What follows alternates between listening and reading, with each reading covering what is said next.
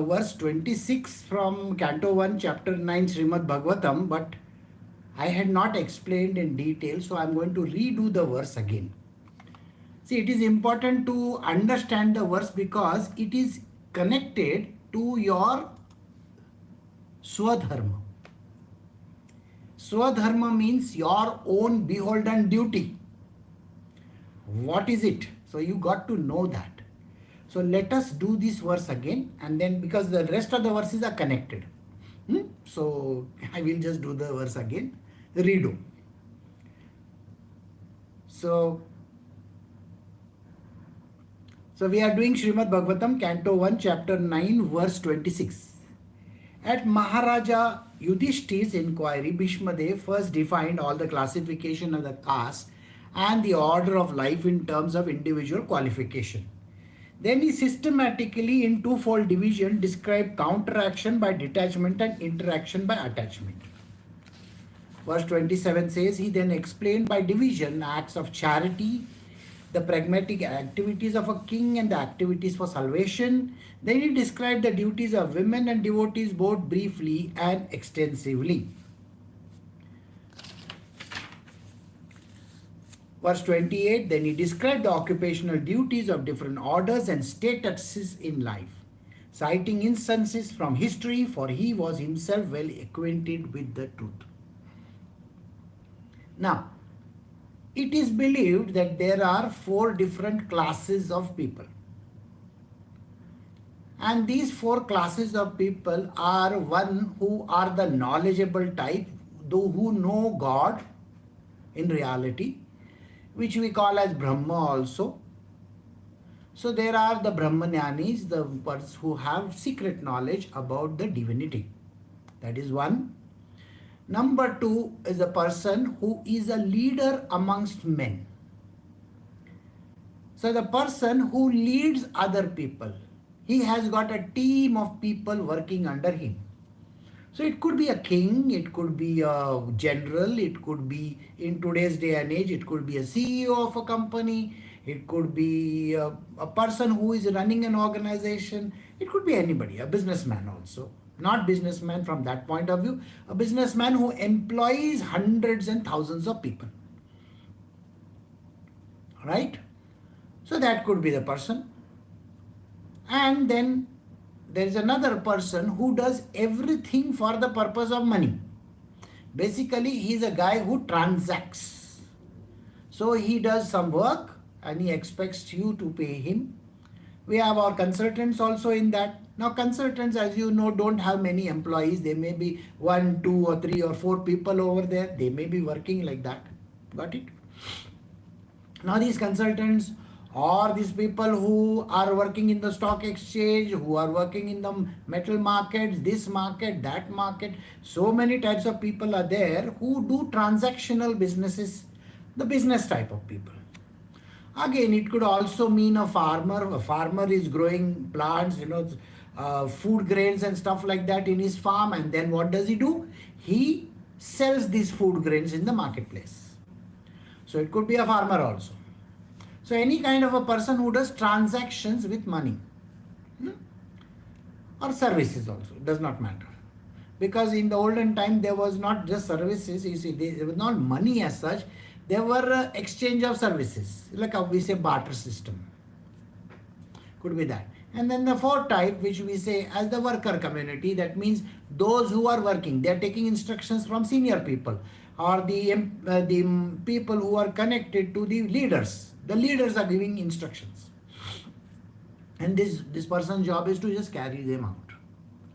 Got the point? So these are the 4 type of people. Now each one has been given a specific task. The task is defined by the birth, where they are born, the place of birth, where they are born, that means the place where they are born. They are also defined by the lineage which they are coming from. They are also defined by what the location requires. So there is a mine over there. Let us say there is a mine, a gold mine, a copper mine or something.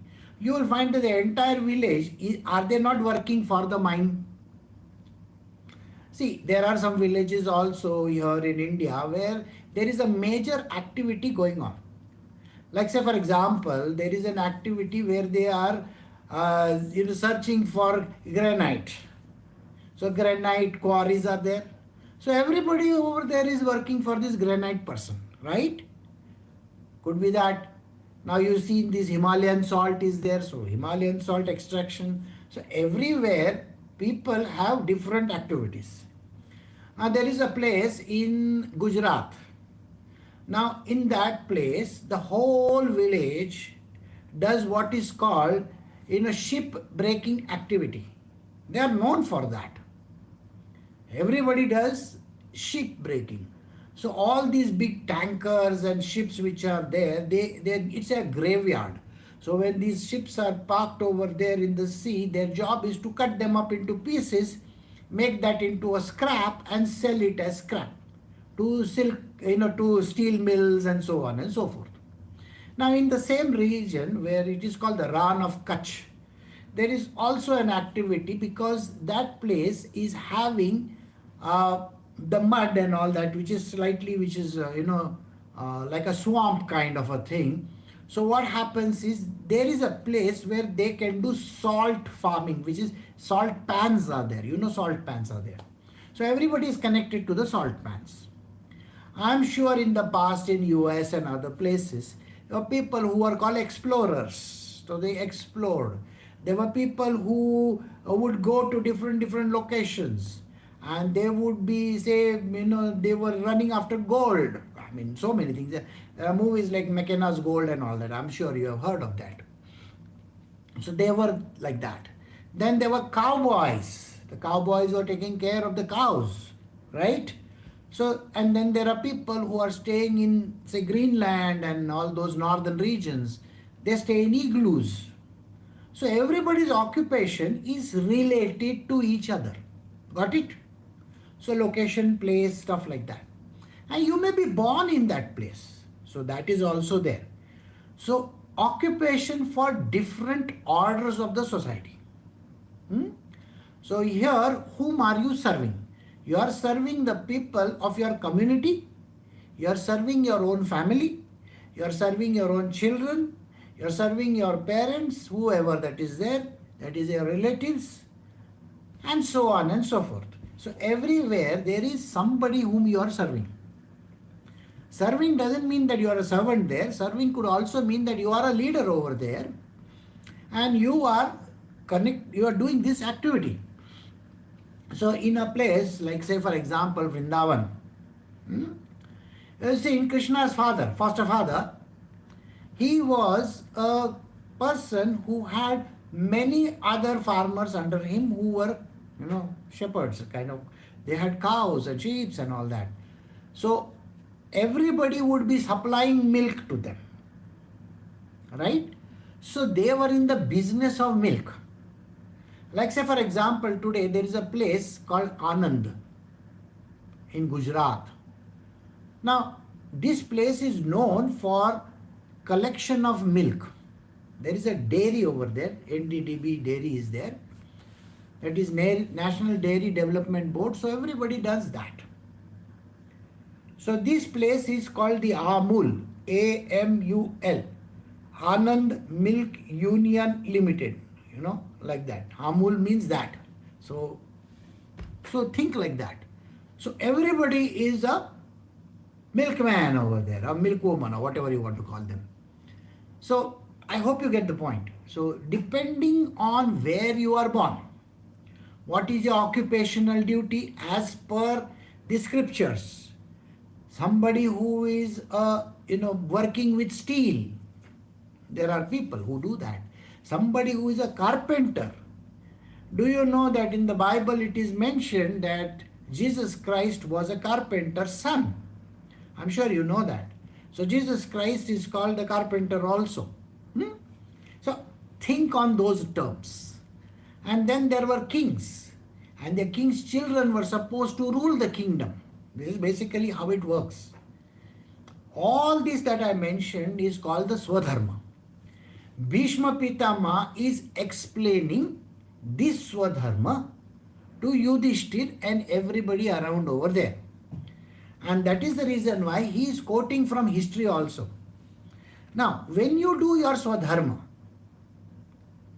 it is the pathway to liberation, it's the pathway to heavens. You will find that different gods and goddesses, and there are different domains that are there. So you will find that in the house of a singers, there are singers. In the house of musicians, there are musicians. That means their children are musicians, maybe their wives or whoever, no? Everybody is a musician. There are music schools. I'm sure you have heard about this. Huh? Likewise, you will find that if there are architects, so the whole line of architects are there. If there are chartered accountants, so there are a whole load of chartered accountants over there. If there are doctors, so there are a whole load of doctors over there. This is what is something which we have to understand. So, he was giving them what are their occupational duties. So, I hope you understood these two things. And then there is one other thing which you have to take into account. The first one is called the Varnashrama Dharma. What is it? It's called the Varnashrama Dharma. So whichever Varna you come from, you have to do that activity. So the Brahmins' children, in ancient times, the Brahmins' children were Brahmins. They would be, doing all the prayers and stuff like that. So it is assumed like that. Then comes the next type, which is called related to the age. Okay. Now this age is connected to your body. So what is this body connected to? Now you will find that Bal Ashram, Varnashram, Bal Ashram. Right? Bal Ashram means a child who is growing up, learning. Then you have Grahastha Ashram. Grahastha Ashram means you're supposed to get married and stuff like that. You're supposed to settle down in your life. And then it is called the Vanaprastha Ashrama. And the last one is called Sannyasa Ashram. In olden times when people lived for 100 years, the division could have been 25, 25, 25, 4 divided by 4. But today the age of a man is approximately 80 years. So his Varnashram Dharma is approximately 20 years each division. So the child becomes a little grown up, a youth. Till that time he is still in that childhood thing. Okay? It is the learning phase of life. The child is learning. So he goes to school and this and that. You will find that you are also studying till say 20, 21 years of age, isn't it? So that is the dharma which is there connected to the age of yours. And then what happens is called the grahastha. Grahastha means somebody who is taking care of grahasti. Grahasti means your household, householder. Got it? So the householder is supposed to take care of their household. So whoever leads the household, he is supposed to do that. So man has his householder's duty, a woman has her householder's duty. So they are defined as per the scriptures. So man's duty is to go out and work, do the jobs and so on and so forth.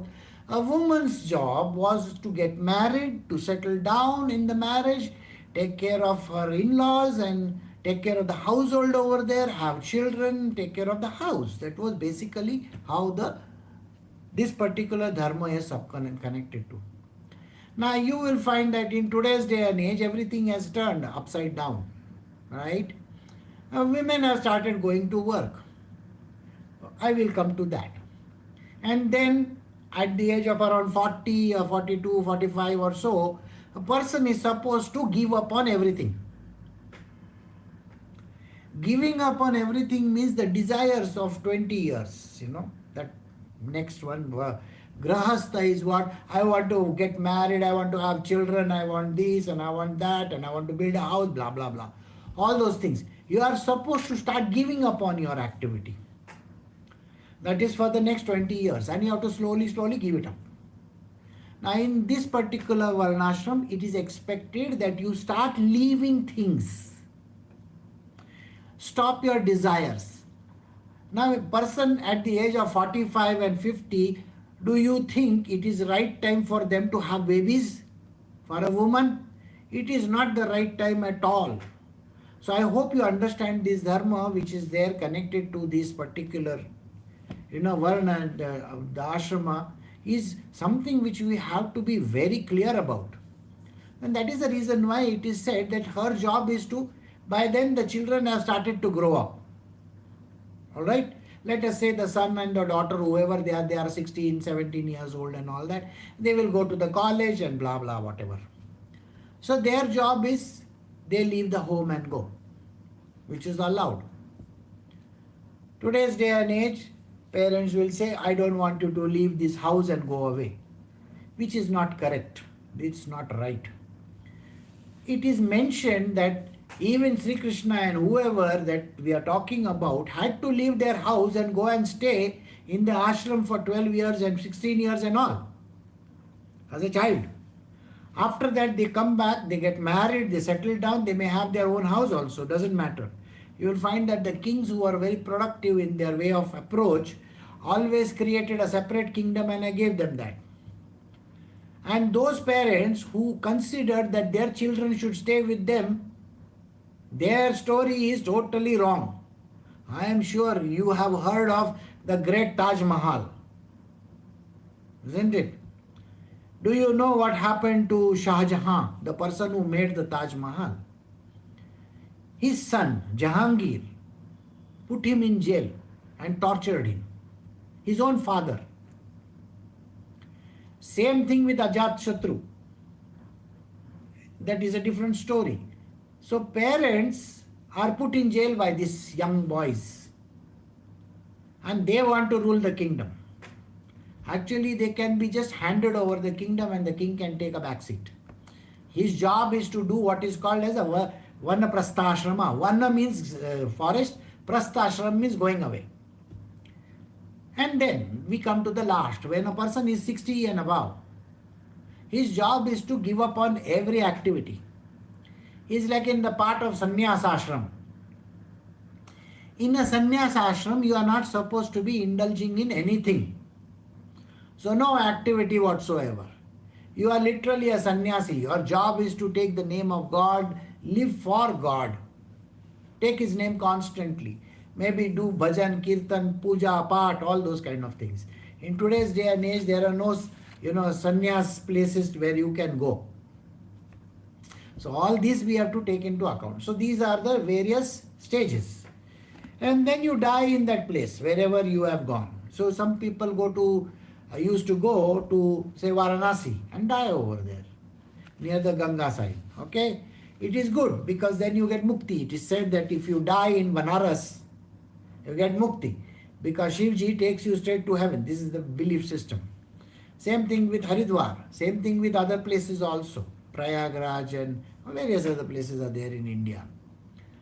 So your job is that. So I'm sure you have by now understood. And then all these attachments and detachments are a part of this whole yuga and the game over there. A person should not be attached to anybody or anything. Right from beginning itself, I am sure when the son and the daughter goes away to the college, their association with their own parents, when the child is young, they already are loggerheads with their parents. Okay? How are they in loggerheads with their parents? They don't like what their parents are talking about. They find generation gaps, which is good because it creates detachment. And detachment is a must. You have to start thinking for yourself. You are not supposed to be told what to do. You are not a donkey, okay? So please understand this. But you are supposed to follow your father's profession. And women are supposed to follow what their mother have done. So they are supposed to only look after children, get married, blah, blah, all those things. I understand. This is how the Varnashram Dharma was given. So Bhishma Pitama is talking about that. And he says this is what will make you very strong. So twofold divisions have been given: counteraction by detachment and interaction by attachment. And then he says the divisions, acts of charity. Now what are these acts of charity? Now see, please understand, the acts of charity are very clearly defined in our Vedas and the Shastras. Charity is to be done by everybody. Those who are from the Grahastha ashram onwards, their job is to do charity otherwise as well. So their job is to see that there are other people in the society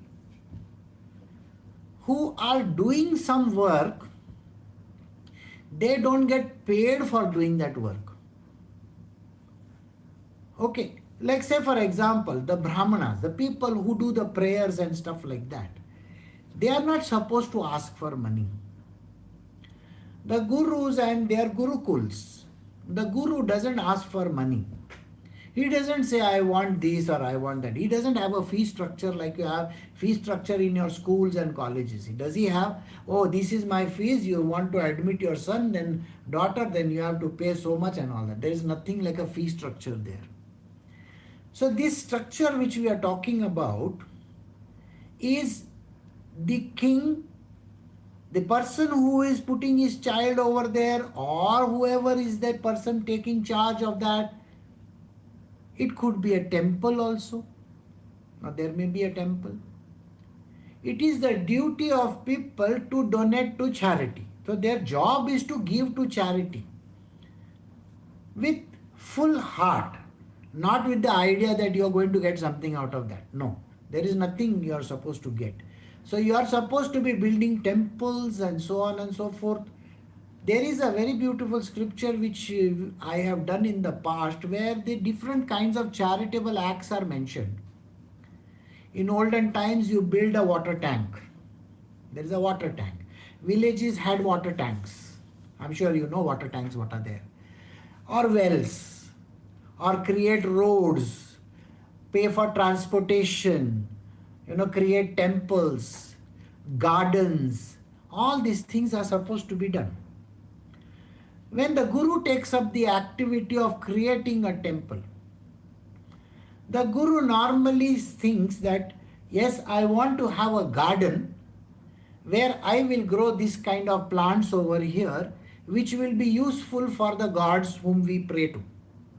So there is a flower garden. There is a garden for food. The food that is there, it is a farm. So in the farm, you produce some grains, which are then fed by the guru in his gurukul or the temple complex. So you will find that in Shirdi there is a complex, right? In Ramana ashram there will be. In all the ashrams in the world, wherever they are, you will find that even when we had gone to Dakshineshwar, it is there. Whichever place that you go to where the guru is, now last time we had gone some 2 years ago, 3 years ago, I don't recollect now, to a place where Samartha Ramdas's, Kutia is there. Now, there is an ashram connected over there of Janardhan Swami. So, there were such a huge crowd.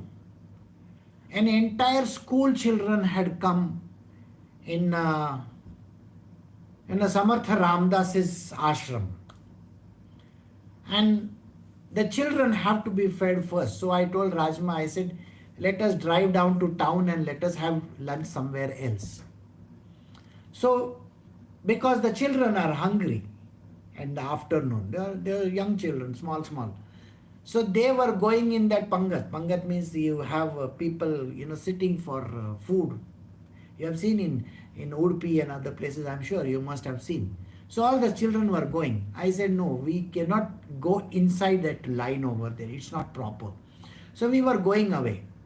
On the way, we saw the Janardhan Swami's matha. Okay, it's there only in that complex.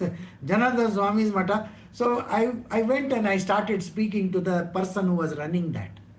So he said, this matha is about to close. Why don't you take the darshan inside? Go see how it is. So we took a small round over there and we came out. And then the first thing that so I purchased some 1 or 2 books which I have over here also. So he asked me, did you have your lunch? I said, no. Oh, don't do that. There is across the street, there is this place. This is Janardhan Swami's own matha. Why don't you go and have a meal over there? And believe me, we went over there and had a meal. So Samartha Ramdas and Janardhan Swami didn't want us to go from there hungry. Now they don't charge for these meals. Please understand one thing. These great gurus are always like this. They never charge for meals.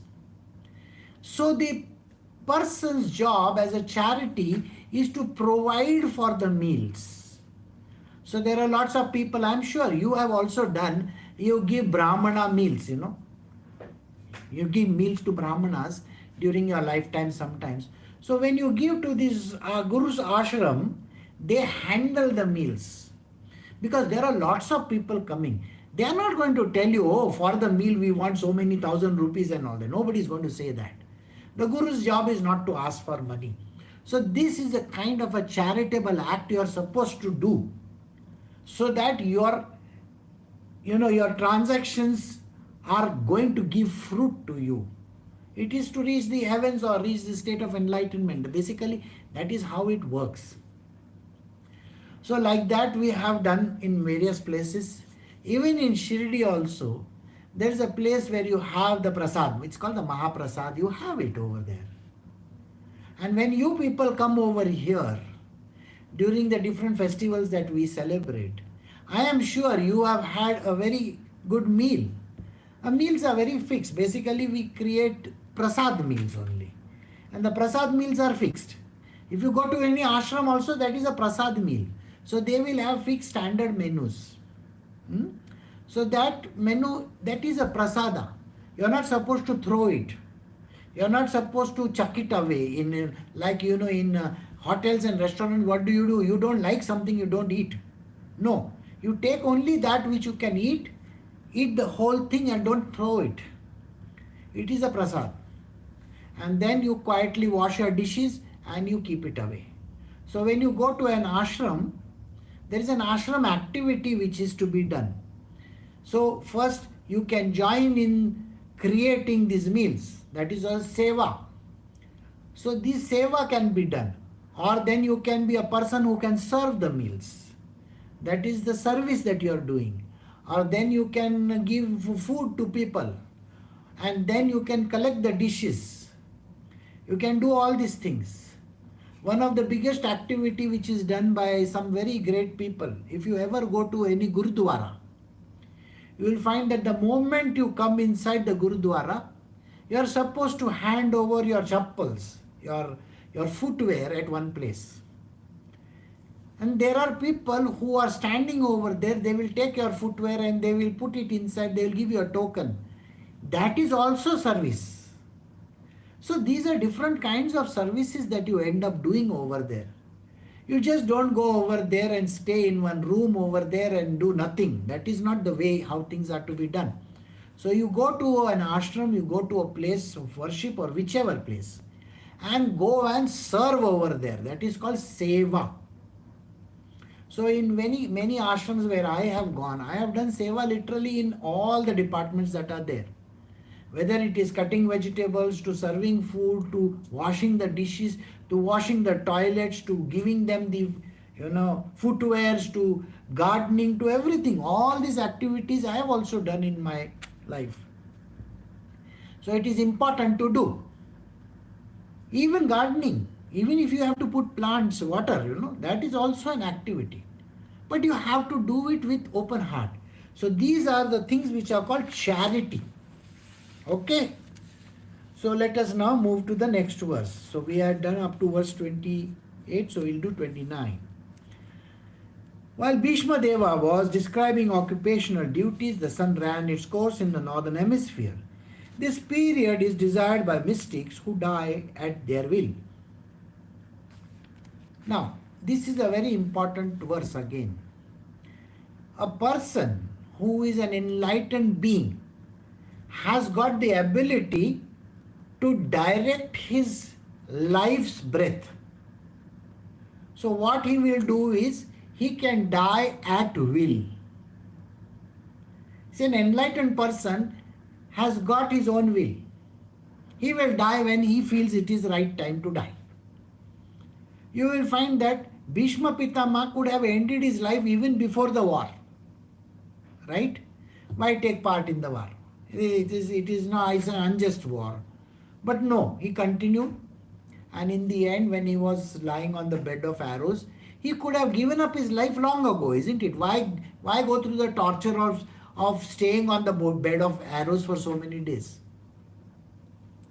But he continued over there. And he had to give this important lesson. And the lessons is going to continue. Okay? And now is the time when the sun enters the southern hemisphere. There is a time when the sun is in the northern hemisphere, and there is a time when the sun enters the southern hemisphere. I'm sure you know this. Huh? So you will find that when it is cold in the north, that is the northern side of equator, it is hot in the southern side of equator. So if you are in Australia, it will be a summer time, whereas in India and Russia and all, it will be winter time. So now the sun is just traversing overhead to go towards equator and then go towards the southern hemisphere. That is a right time for a sage to end his body. You know that, We call it the summer equinoxes. You know that. Equinox we call it? Huh? You have heard of it. In geography you must have definitely heard. So there are equinoxes. And so when the person is entering from northern to the southern, when the sun is going, that time, and then there is a time when the earth is in a state of kumbhaka. It is not that it is the earth is also a creative thing. It is as if it is alive. So it is also going through its kumbhaka. See, kumbhakas happen every day also. Twilight zone happens daytime, just before the sun rises. Just at the sunset again there is a twilight. Do you know they are called as sandhya? You do the sandhya vadana, there is the prayers that you do in the evening and during the... So that is the prayer. The prayer is to connect the two. And that is a dip. That is called the kumbhaka. Kumbhaka is a dip. When the sun is setting and the moon is going to rise or the night is going to fall, in between that there is a gap.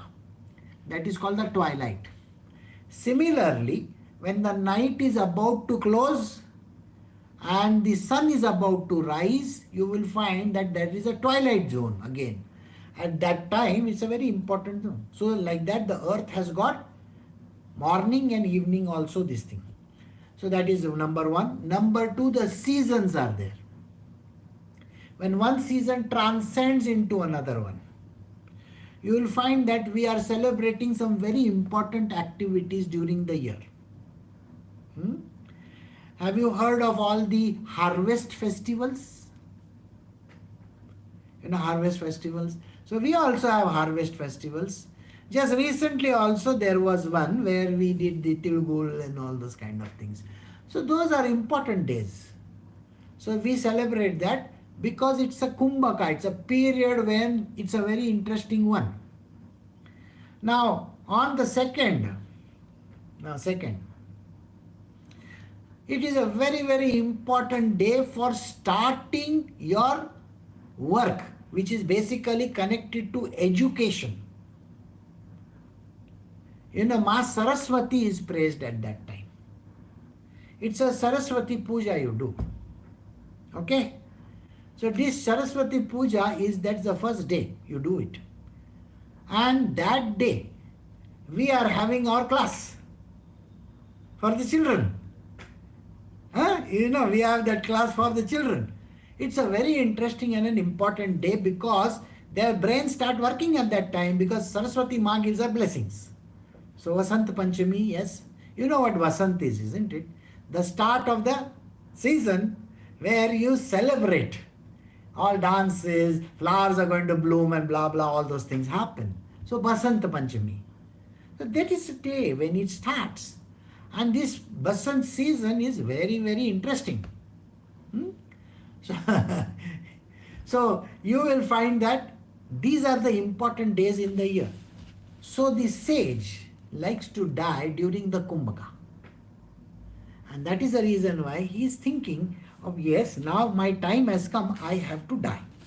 Thereupon the man who spoke on different subjects with thousands of meanings, and he fought on thousands of battlefield and protected thousands of men, stopped speaking, and being completely free from all bondage, withdrew his mind from everything else and fixed his wide open eyes upon the original personality of Godhead, Sri Krishna, who stood before him four-handed, dressed in yellow garments that glittered and shined.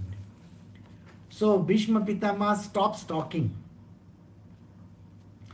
So he has given his explanation. The whole day he was giving an explanation to Yudhishthir and the entire gang of people over there. Alright?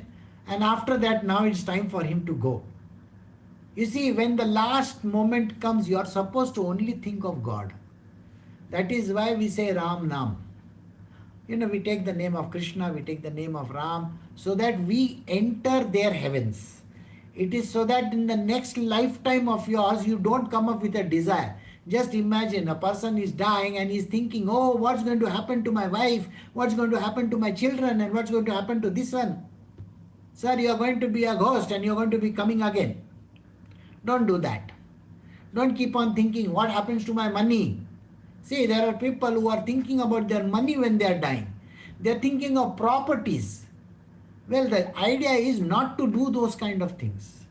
Don't think of property, money, wife, children, husband, mother, father. These are stupid things to think of. Your job is to think only of God. So Bhishma Pitama is lying on his bed, and in his mind, he is only thinking of Sri Krishna. Sri Krishna appears to him in a four-armed form. Though Sri Krishna, who is standing over there, is only having two arms. He is like a normal person. Okay? He must be 5'5", 5'7", 5'10", or something like that. Just standing over there, looking like an ordinary mortal. Everybody is standing over there. Everybody is looking at, Bhishma Pitama. He is also doing the same thing. How can anybody make out that this is the Lord of this whole universe standing over there? Nobody has an idea. Think about it. Even Arjuna has no idea about it. See, when Sri Krishna appears, he creates his own Mayajal. It is an illusion. He makes you think he is an ordinary person. So whenever you look at him, he'll treat himself like a very ordinary person. He will do all the ordinary activities and he will behave, I don't know anything. I am just a humble person, Hey, that's only his acting. He loves to do all this kind of ninjak acting. He's a superstar in acting. So here is Bhishma Pitama. He knows now who this person is. So he is looking at Sri Krishna over there, and he can see the benevolent form of Sri Krishna with the four arms. He was dressed in grandeur, in the glory of his. And the yellow garments, they were glittering and all those kind of things. So it is like a vision for him, a vision of God. You know how beautiful it is to have vision of God just when you are about to pass away? It's one of the best things that can ever happen to you. So here is Bhishma Pitama just about to pass away, and he is having this vision of God. So we have come to the end of verse 30. We will stop over here for today, and tomorrow we will understand how Sri Krishna is from Bhishma Pitama. All right? Recording stopped.